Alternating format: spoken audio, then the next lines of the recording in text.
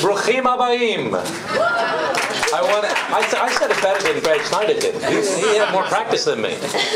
I want to thank you, Marty. Listen, Marty has really put a tremendous amount of effort into making today happen. Let's give him a big thank you for all the work that he did. He gave Ezra a lot of solace in the process, but together they did a great job here today.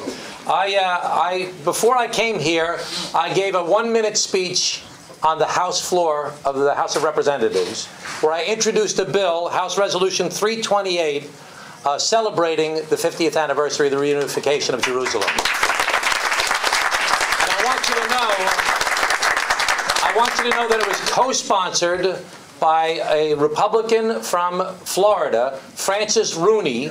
And Francis Rooney happens to have been the former ambassador to the Vatican under George Bush's administration. I purposely asked him to do it, and I'm very happy that he did. So I don't know if he's coming today, but let's give him a big thank you as well. So I don't have a long speech to give here today, other than to say that I want to read one thing that I quoted on the floor today. For centuries, the Jewish people yearned to pray at the Western Wall, the only remaining connection to the great temple destroyed in 70 A.D., a cry that infused their daily prayers. 50 years ago, in 1967, this mere hope became a reality when Jerusalem was finally reunified at the conclusion of the Six-Day War. And this is the one part I wanted to quote.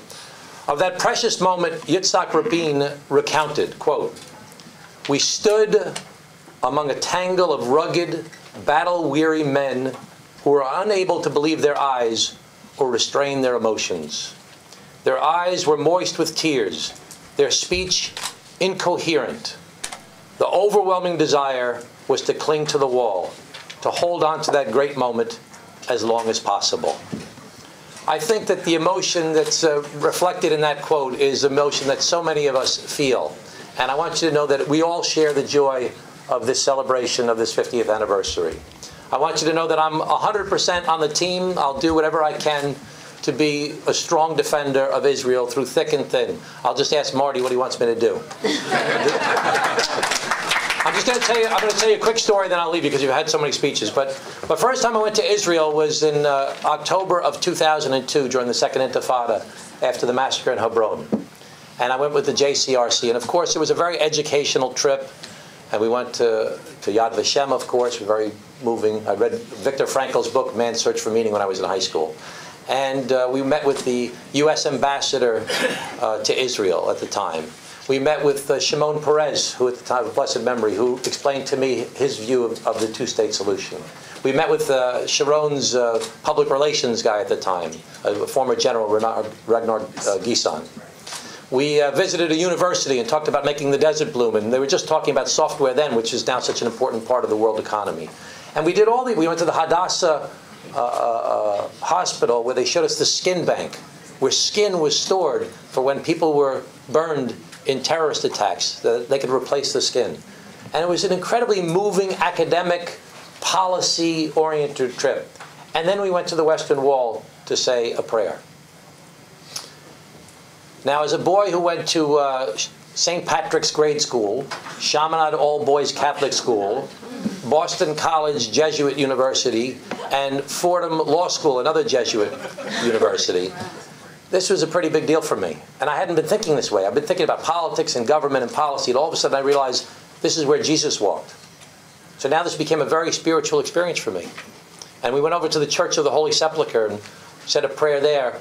We went back to the King David Hotel. Nobody was at the hotel. The hotel was completely vacant because of what was going on during the Intifada.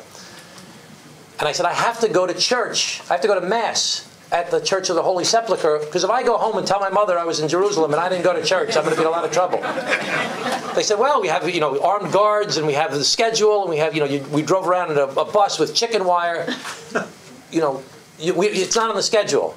So I had to sneak out to go to Mass at 7 o'clock the next morning, without the armed guards, and we went to Mass. One other guy came with me, and we went to Mass, and I was so proud of myself. I said, I'm so courageous that I would go without my armed guards, that I would go do this thing to be a good Catholic boy like this. And I was so full of myself, and then I walked outside, and I saw the little girls getting on the bus to go to school that morning. And I realized these are the courageous people. The people that have lived in Israel at the time 60 years, and who have made the desert bloom, who have kept the rule of law, who have kept democracy, who have fostered tolerance, and who are our best ally in the entire region. From that day forward, I decided I would always do whatever I could to help the State of Israel. Thank you very much.